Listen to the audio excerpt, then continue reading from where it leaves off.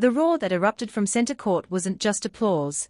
It was a seismic shockwave that traveled across oceans, from the hallowed grass of SW19 to the basketball courts of Quezon City, where a little girl once played with ruffled socks and light-up shoes. On one side of the net stood Iga Swiatek, the defending champion, the six-time Grand Slam winner, the woman who had dominated Wimbledon just 12 months earlier. On the other side stood Alexandra Eala, the 21-year-old from the Philippines, who had grown up hitting tennis balls on a makeshift court with basketball hoops in the way.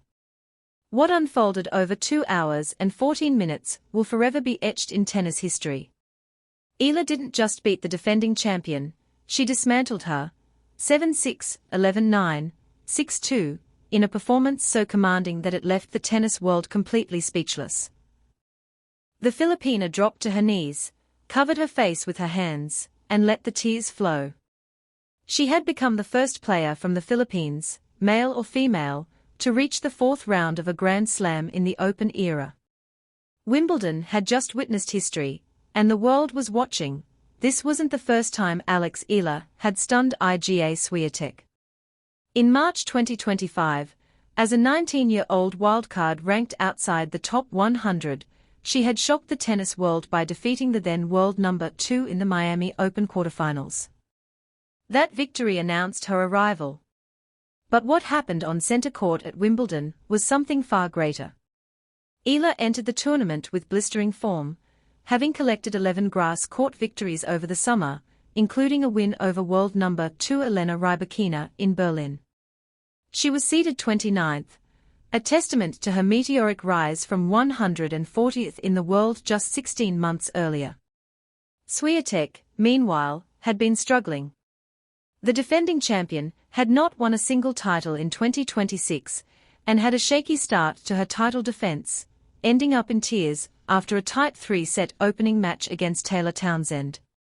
The cracks were there, and Eala was ready to exploit them. As she later reflected, "I think I was able to go into this match with an improved mindset." The Giant Slayer was back, and she was hungrier than ever.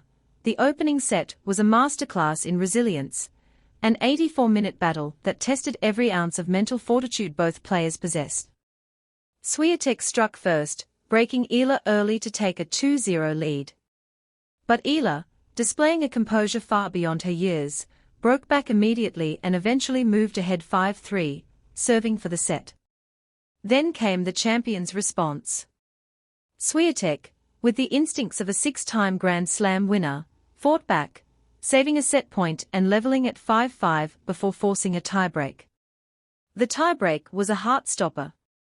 Eala surged to a 5-2 lead, only to watch Swiatek claw her way back to 5-5. Both players had set points. Swiatek had 2. But Eala was ice cold.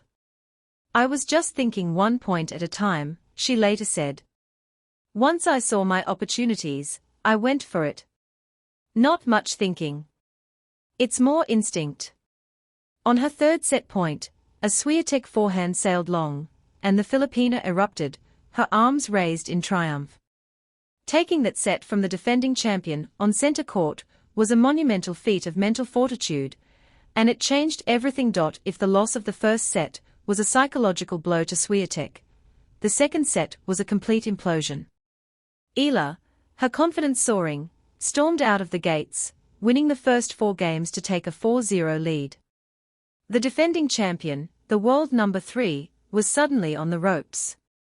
Swiatek's frustration became palpable. She yelled at her player's box, she threw her racket, and her game completely deserted her.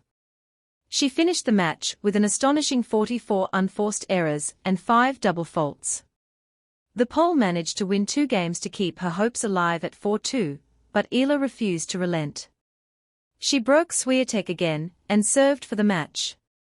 The final game was a marathon, taking over 10 minutes as Swiatek fought desperately to stay in the match.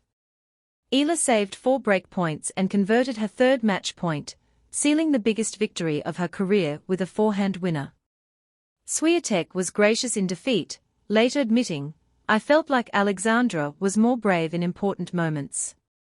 The defending champion was out, and the tennis world was in shock. As the reality of her achievement dawned on her, Eala collapsed onto the grass of centre court, burying her face in her hands.